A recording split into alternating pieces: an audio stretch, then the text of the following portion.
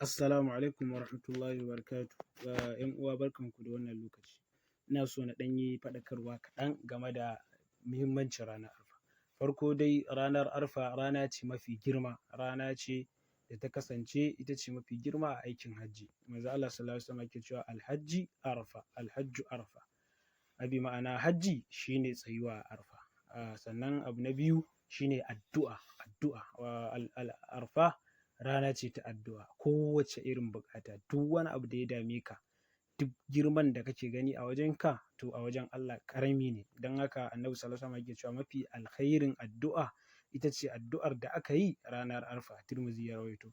Sannan abu na uku shine yin azumi ranar Arfa. Yin azumin ranar Arfa falala ce mai girman gaske. Manzon Allah sallallahu alaihi wasallam yake cewa azumin ranar Arfa yana kankare zunubin shekara biyu, shekarar da ta gabata da shekarar da za ta zo nan gaba. Masha Allah. Saboda haka ‘yan uwa a yi ƙoƙari a ribaci wannan rana. Rana ce da take zuwa sau ɗaya tak a shekara, sau ɗaya tak a shekara. Allah ya datar da mu, Allah ya karɓa mana, Allah ya ba mu sa'a da abin da muka roƙa, Allah ya amsa mana. Wassalamu alaikum wa rahmatullah.